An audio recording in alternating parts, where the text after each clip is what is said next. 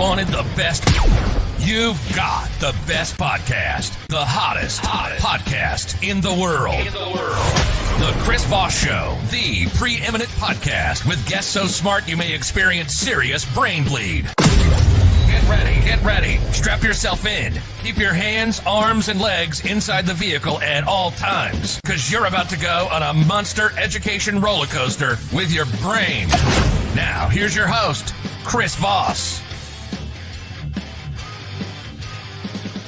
Hi, folks. Chris Voss here from the ChrisVossShow.com, the ChrisVossShow.com. Hey, coming here with another great podcast. We certainly appreciate you guys tuning in. Be sure to put your arm around that friend, neighbor, relative. Tell them to subscribe to the Chris Voss Show and join the wonderful family that loves you but does not judge you. The best kind of family there is. Go to youtube.com/Chris Voss. Hit the bell notification button over there. Go to goodreads.com. See everything we're reading and reviewing over there as well. Go to all our groups, Facebook, LinkedIn, Twitter, Instagram, the big LinkedIn group, 122,000 people over there. Our LinkedIn newsletter, that thing is killing it. People love that thing, and it just keeps growing like a monster. Anyway, guys, we have an amazing author on the show today. His new paperback version of his book that came out in 2019 is out tomorrow, May 31st, 2022, The Cost of Chaos, the Trump Administration and the World by Peter Bergen. He's on the show with us today talking about this amazing book of his. He is a journalist, author, documentary producer, and vice president for global studies and fellows at New America, a professor of practice at Arizona State University, a fellow at Fordham University Center on National Security, and CNN's National Security Analyst. Welcome to the show, Peter. How are you? Chris, thanks for having me on. Thanks for coming on. We certainly appreciate it. And congratulations on the paperback issuance of your book. You've written a lot of different books, actually. How many books have you put out? Well, this is my 10th book, if you count the ones I've co-edited with other people, but my 7th real book. When I say real book, non-edited volume. Edited volumes are real books, but they're not quite as personal. This book, I updated and I revised. I finished it. It came out in 2019, as you mentioned. So a lot of other things happened. And the book originally in the hardcover, the title was Trump and His Generals, and it really focused on that relationship because that was so critical to the first 2 years. If you think about H.R. McMaster, think about Jim Mattis, think about General Kelly, think about the generals that surrounded, or General Flynn that surrounded President Trump when he came in. They were all gone by the end of year 2. And I think that you can the Trump presidency changed over time. It became, there was this cliche about the grown-ups in the room and they were trying to control Trump. Well, the cliche wasn't entirely wrong. Like a lot of cliches. I mean, and certainly, I think if you look at the first 2 years, it was a more normal administration in a sense. I mean, I give Trump his due. I mean, I think he got some big things right. And I think he got a lot of big things wrong. Let's start with the big things that he got right. In fairness, so he built on the Obama plan to defeat ISIS. And it was very much an Obama plan that he kind of amped up.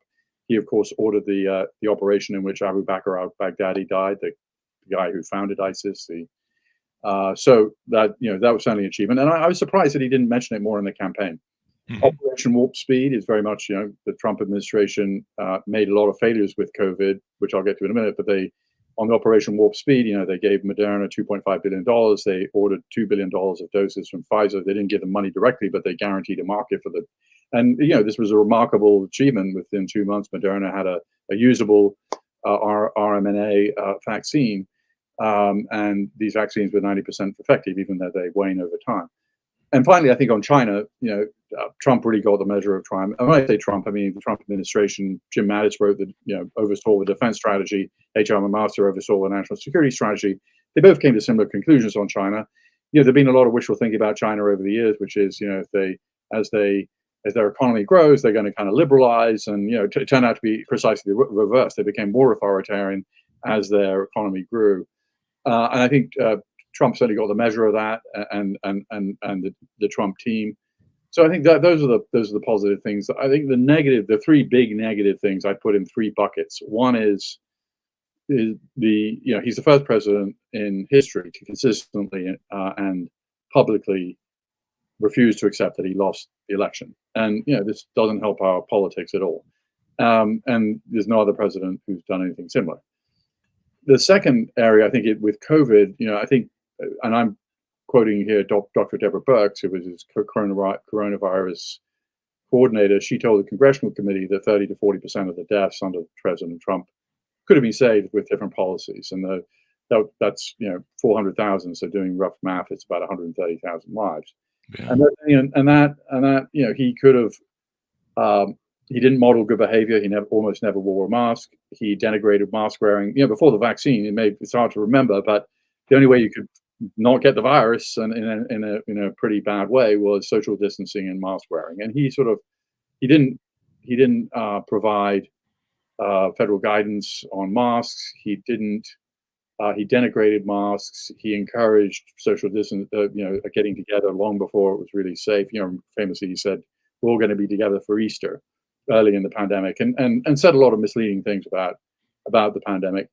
And when he had an opportunity to do something publicly, which I think would have been highly significant, when he and Melania were vaccinated in the closing days of his presidency, he could have done that publicly. And given the amount of vaccine hesitancy in the United States, I think that would have made a big difference.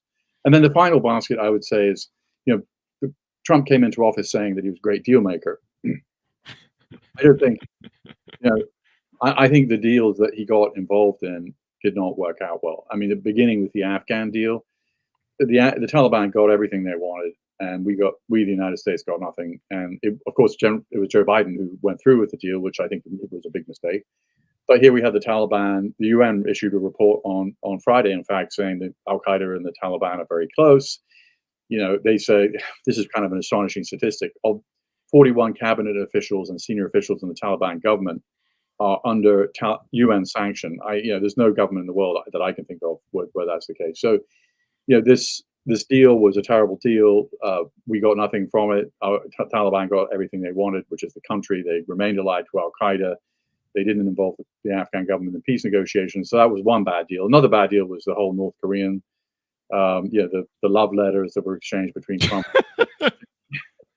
27 love letters and 3 meetings didn't produce, kind of a relationship that actually produced results. And in fact, the North Koreans continued with their program, continued testing short-range ballistic missiles, and they're in a better place they were before Trump came into office. And the final deal that I think, was pulling out of the Iran deal really was a mistake, because according to Trump's own intelligence agencies, the Iranians are really sticking to the terms of the deal.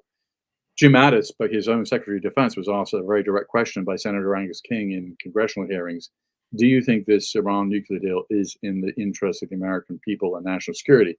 Mm-hmm. And Mattis had a very simple answer. He just said yes. He didn't say anything more, because, of course, the more he said, the more he pissed off his boss. So there was a widespread agreement based on intelligence that they were sticking to the agreement. Trump pulled out after John Bolton came into office as the national security advisor, and the Iranians went from enriching 4% uranium, which is the agreement and the deal, up to 20%. Now, 90% is what you need for a nuclear weapon. But the point is, they started, and they're closer to a nuclear bomb today. In fact, they probably have enough uranium for a nuclear bomb already, according to some reports. So, I think if you take that all together, I characterize this as the most incompetent presidency of the modern American era.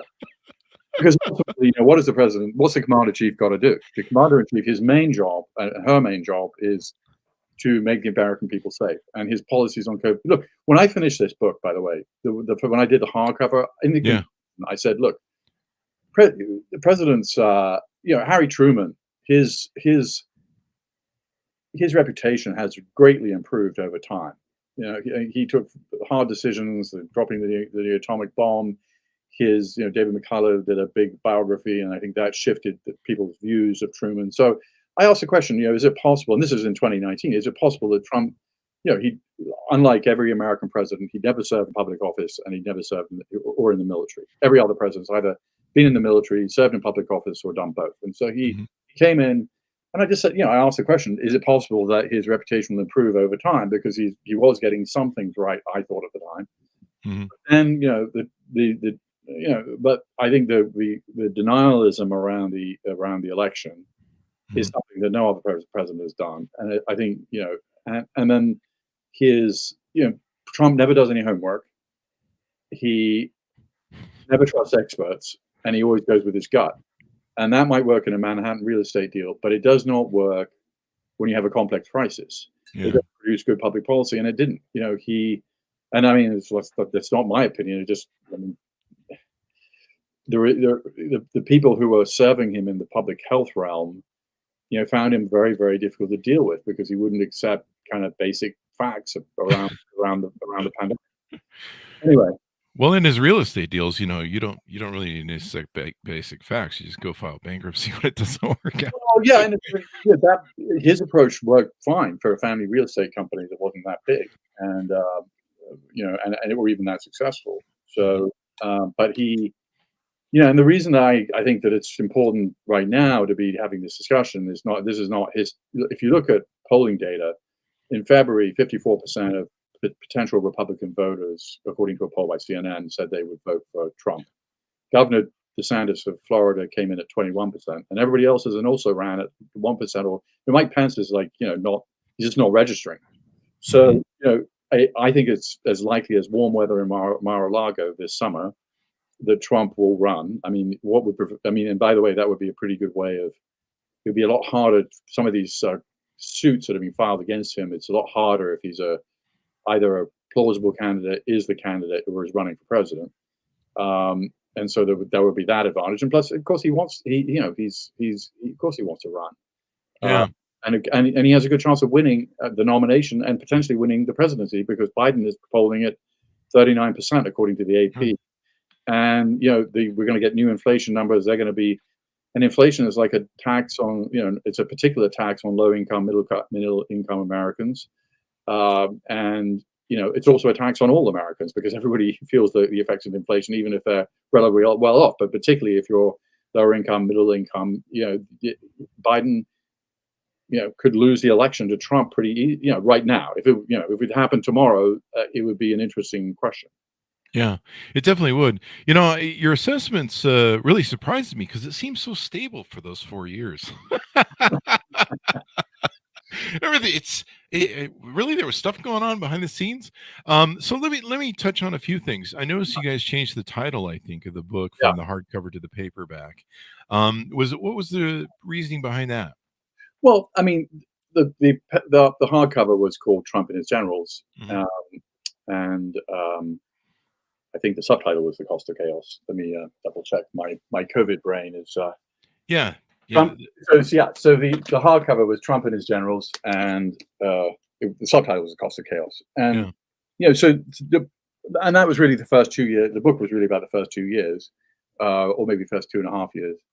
So but I was able to revise this, and we thought that the Trump and His Generals was it wasn't really an accurate account of what was in the revised version, which is substantially updated and revised. So. Do you cover the let's see, you covered the Iran thing in there too as well, and then pulling out of the thing. It looks like you basically talked about Jim Mattis as general, John Kelly, H.R. Master, and what they went through.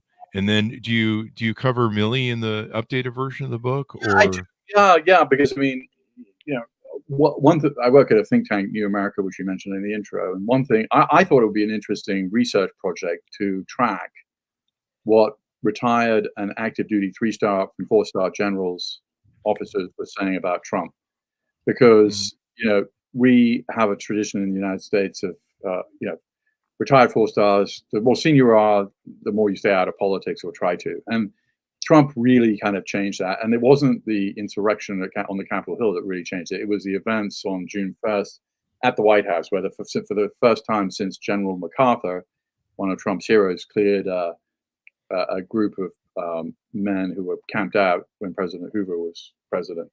It was the first time that armed force had been used against protesters outside the White House. And I think that was really an inflection point. General Milley was in uniform going to this photo op with he apologized for it very clearly. 3 days later, he did a graduation commencement speech on video for National Defense University, and he said, "Look, it was a mistake for me to be there." And all the kind of chiefs, they can't.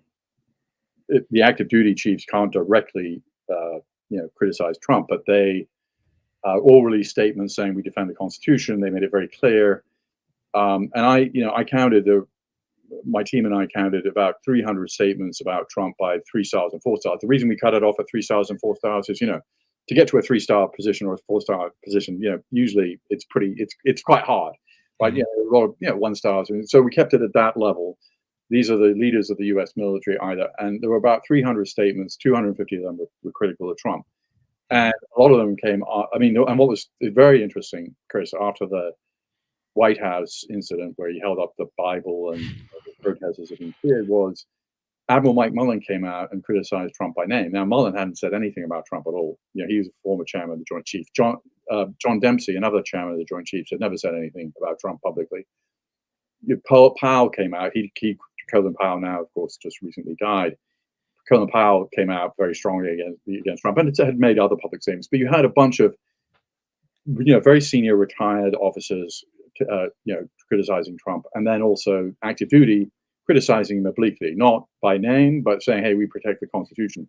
So I see the White House event as being the kind of moment when he lost the military. I mean, this is the guy, I wrote a book called Trump and His Generals because when he came to office, no modern American president had an active duty 3-star on his staff, H.R. McMaster, as a national security advisor, and a retired 3-star General Mike Flynn, who McMaster succeeded. Mattis, a 4-star at defense, John Kelly, a 4-star retired at both at Department of Homeland Security and Chief of Staff. So, but the military turned against Trump then, and so when the January 6th insurrection thing happens, the General Milley, I'm just responding again to the question about Milley, released a very unusual public statement. He sent a note to the 2 million members of the armed services, which is the active duty, National Guard, and Reserve, just saying, President Joe Biden is going to be the 46th president of the United States, and we don't condone any of this insurrection, and so this is a guy who came into office very much besotted by the military. He wanted to have a big military parade in Washington. He went to a military-style boarding school in Vietnam during when he was a teenager, and then, of course, avoided service in the Vietnam War. But he's always been very interested. General Patton, General MacArthur are two of his heroes, and he really lost, I think, the support of a lot of the senior officers. Do you think that in the last days of I think after he lost the election, they installed a couple of his goons to head over the Pentagon, and the move almost looked, to a lot of people that were watching and reporting it, the move almost looked like he's going to try and seize the government. He's going to pull a coup. And you've been watching, I think it was H.R. McMaster was his first general, and you watched how corny it was to have him announce it and talk to him on some couch. I think it was at Mar-a-Lago in the Trump Tower. And you could just see the kid-like adulation of authoritarianism in Donald Trump. I've got my generals or something. There was a comment that he made about that. That was just kind of like, ooh. He definitely referred to them as my generals. Of course, I don't think, I think he misunderstood a lot of what the U.S. military stands for, because the U.S. military is not an authoritarian. It's not in the business of supporting authoritarian leaders, and they swear an oath to the Constitution, not to a particular president.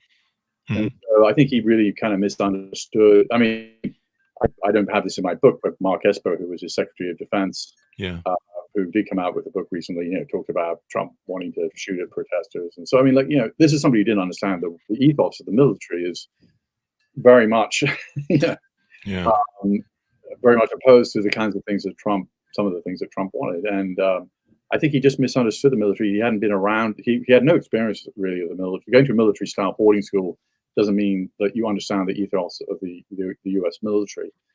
And he didn't serve in Vietnam.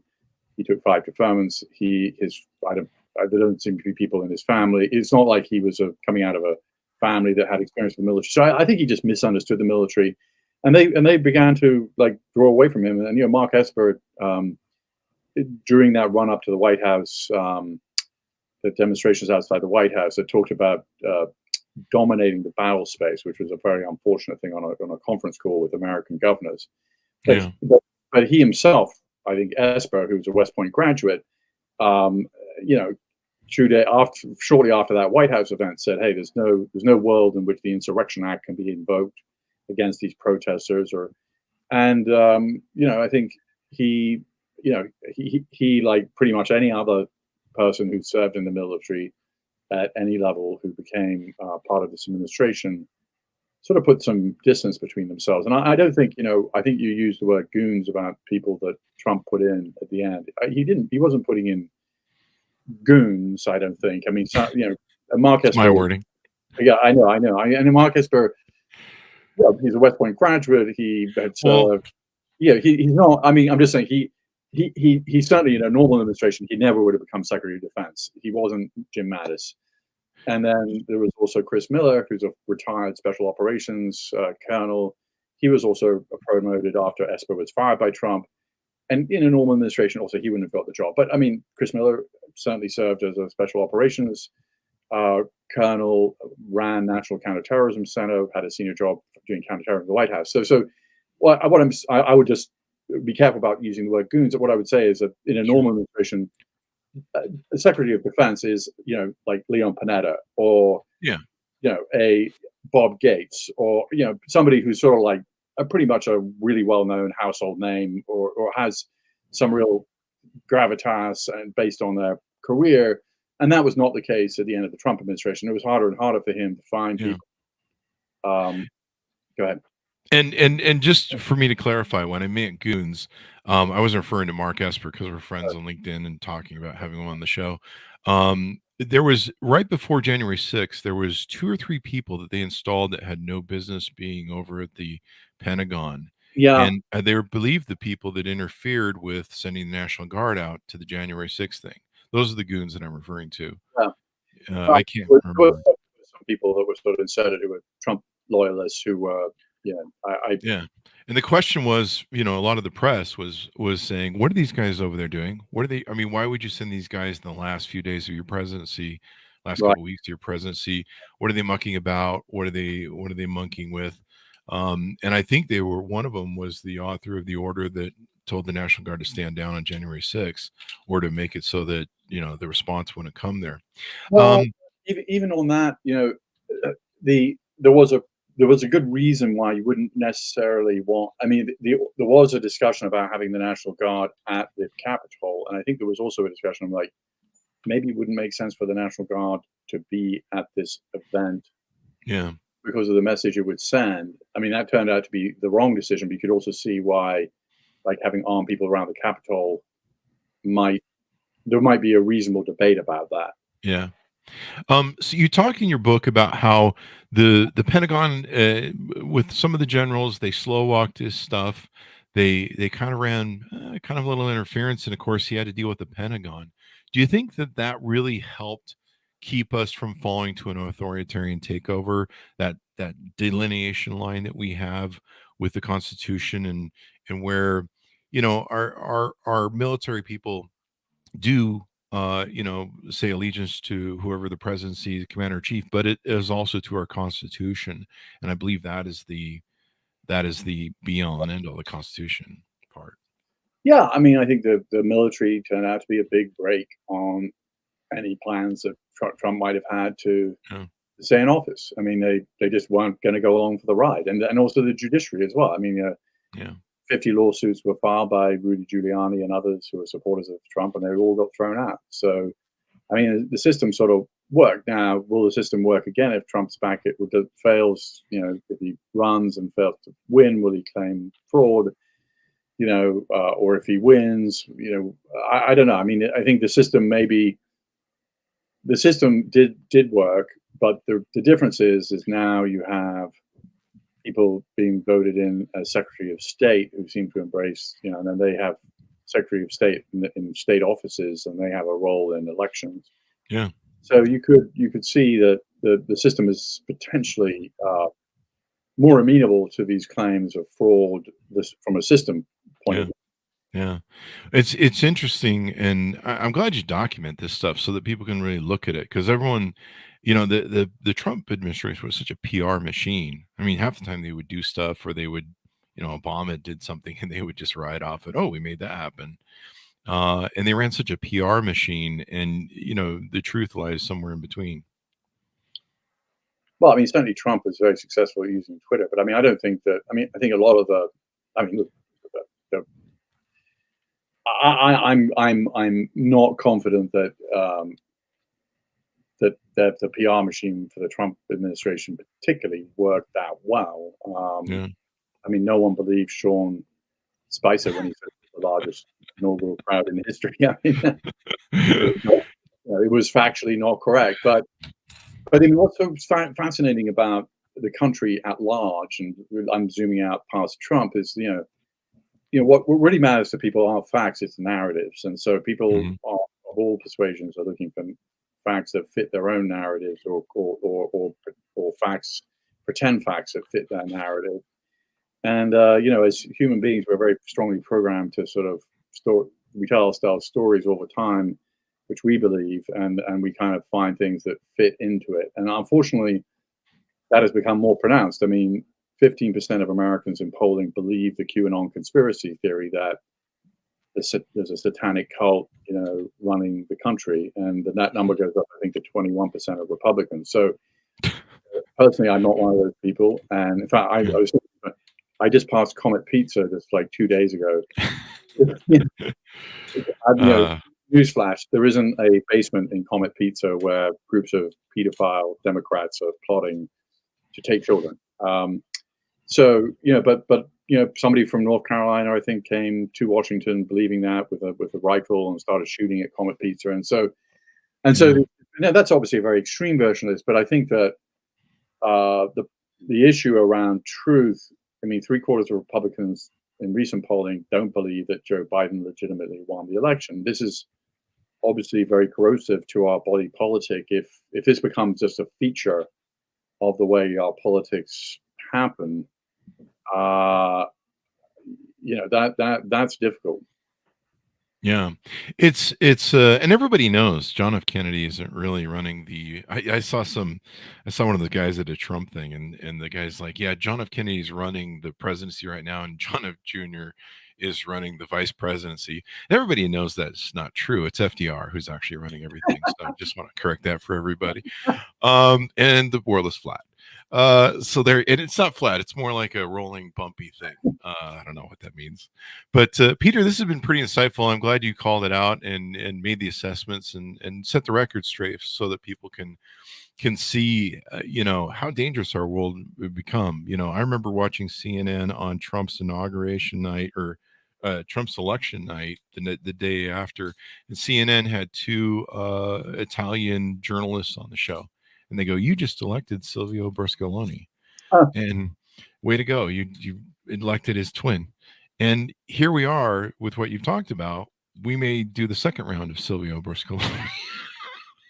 Yeah, and Berlusconi himself, I think, got a second round. So, Yeah, and no one prosecuted him either. So he had his own Merrick Garland, I guess. He had what were referred to as bunga parties, which Yeah. But one thing I think in Trump's defense, I would say is, I thought it was fascinating that George W. Bush gaffe about Ukraine, and that, for Trump didn't make this huge unforced error that George W. Bush did make in Iraq. So, I'm not quite sure what that means. I mean, every president, we have a very, very strong presidency.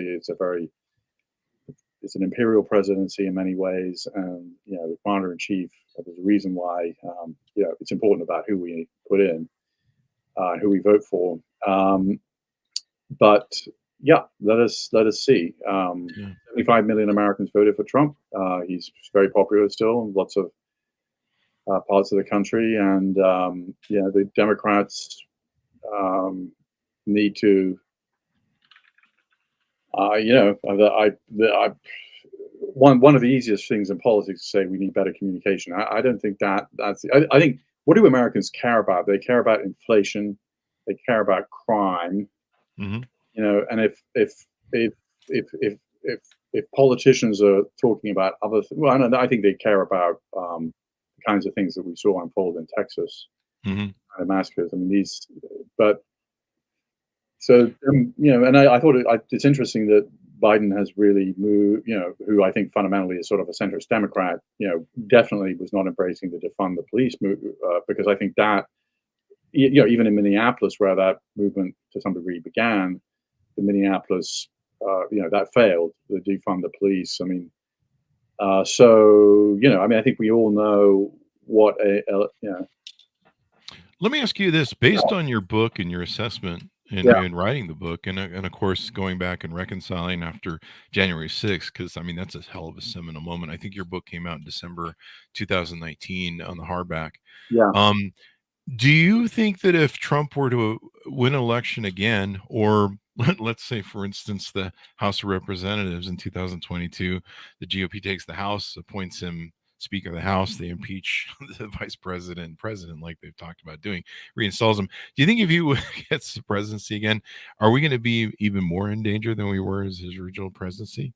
Well, I think that's a loaded question, and I'm going to answer it in a different way, which is, I mean, if you do the thought experiment where COVID hadn't happened, I think Trump would have comfortably won. I mean, I think you're right. Yeah. yeah, I think, and then this all the kind of denialism about not he would have won. It would have been a kosher victory, and I mean, Yeah.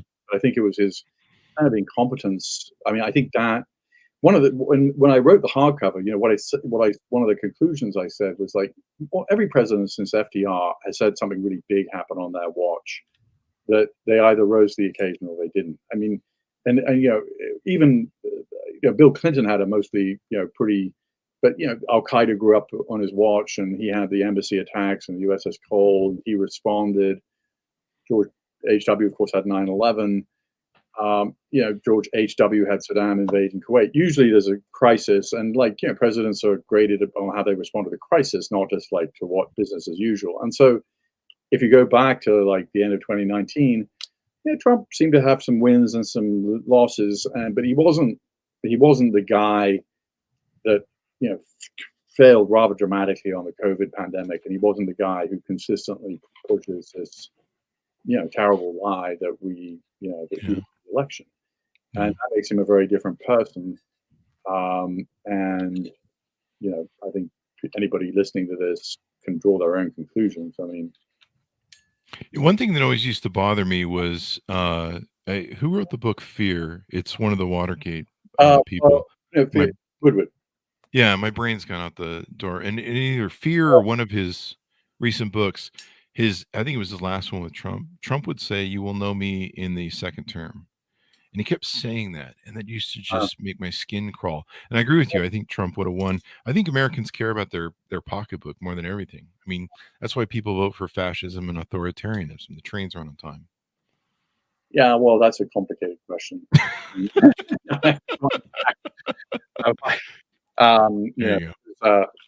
There's a whole set of circumstances why Mussolini did well in Italy and why Hitler did well in Germany. But yeah, I mean, they came out of the Great Depression, right? So I mean, that was, front and center of people's concerns at the time. But we're not in the Great Depression right now or anything close. It could be. I mean, we're going into a recession, so gas is $9. Unfairly,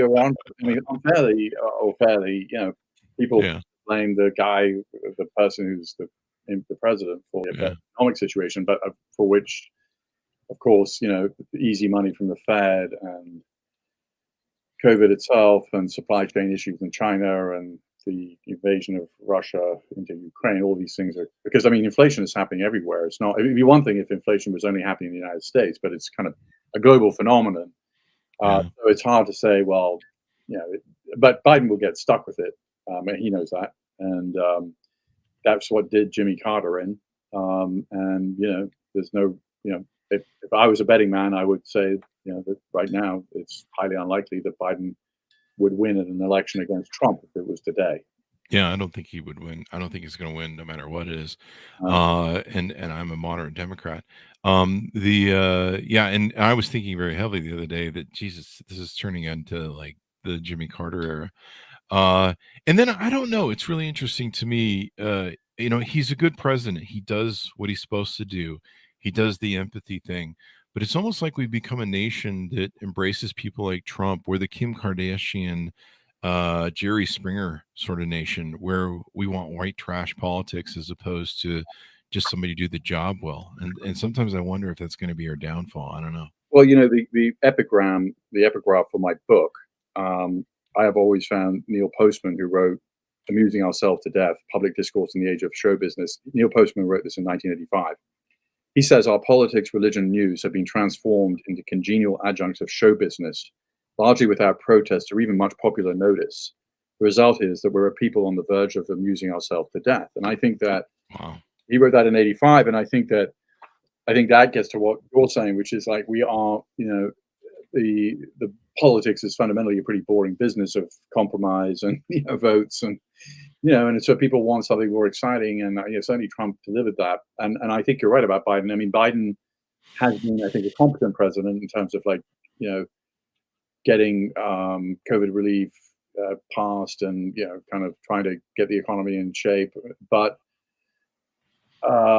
and trying to get infrastructure passed, which is popular, but he doesn't. It hasn't translated. Now, in fact, if you look at Biden's favorable ratings, they never recovered from the Afghan debacle.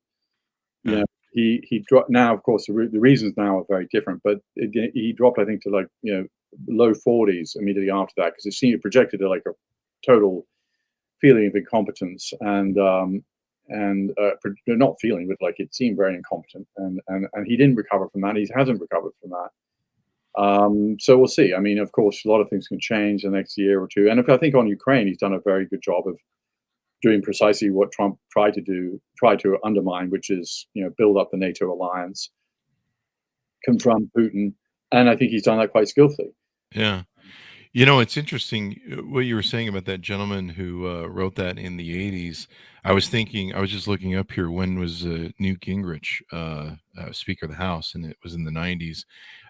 He sure nailed it, because I think that's kind of when some of our politics kind of went downhill on the hill.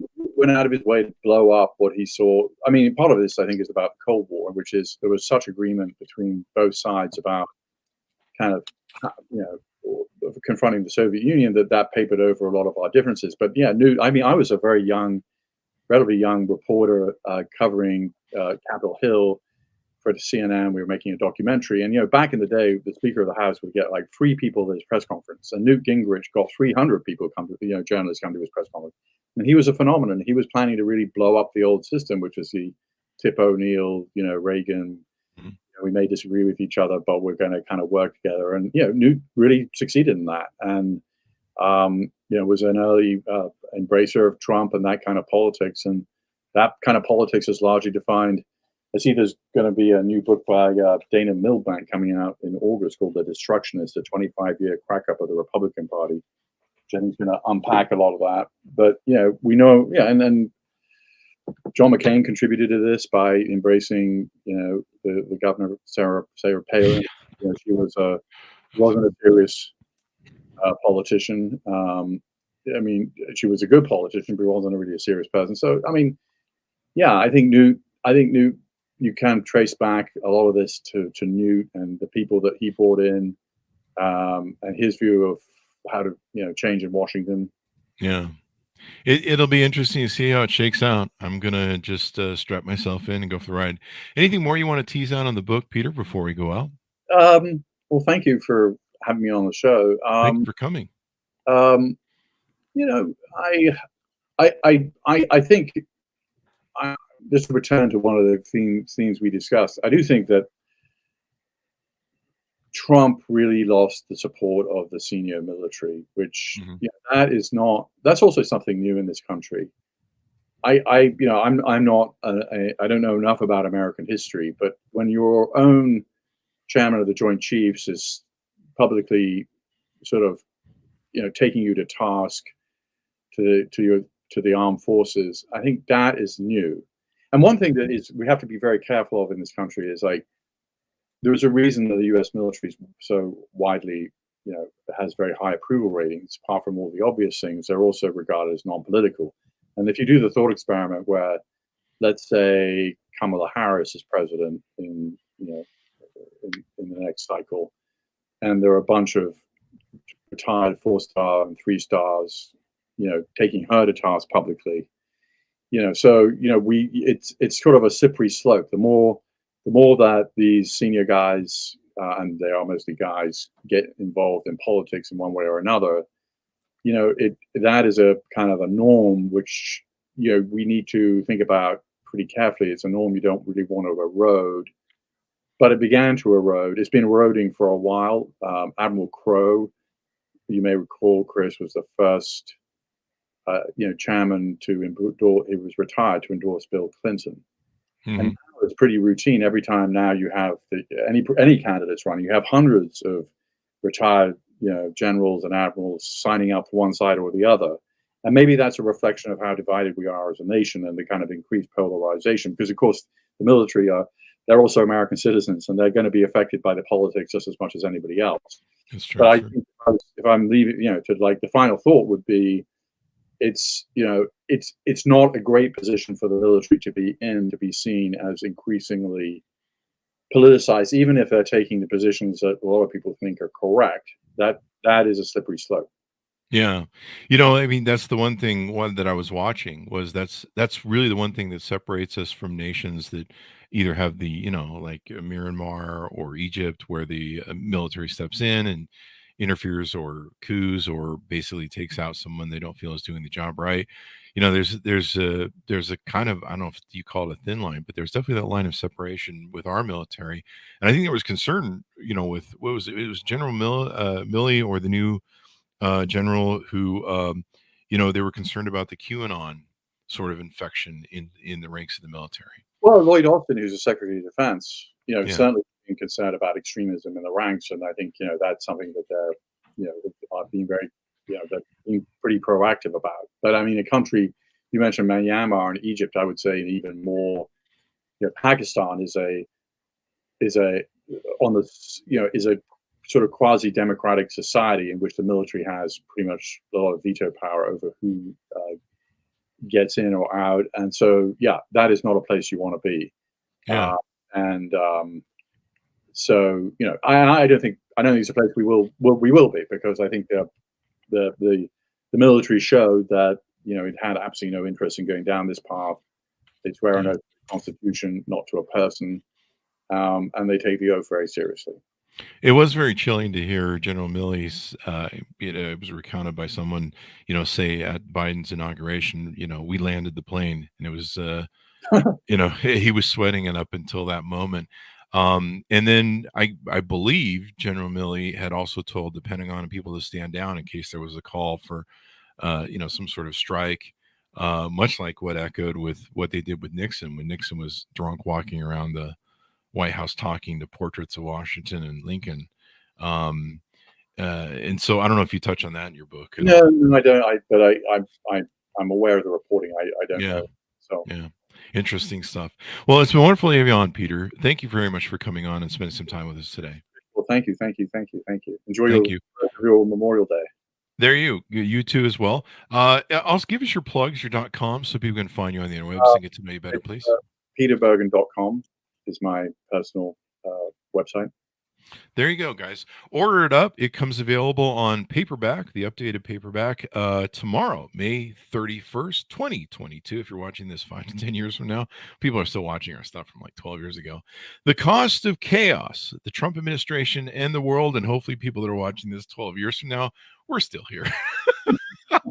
So we'll put that in the time capsule. Thanks to Peter for being on the show with us. Thanks to my audience for tuning in. Be sure to go to youtube.com/Chris Voss. Go to goodreads.com/Chris Voss. And all those places those crazy kids are playing. Facebook, LinkedIn, Twitter, Instagram, all those places you can find the show. Thanks for tuning in. Be good to each other. Stay safe. And we'll see you guys next time.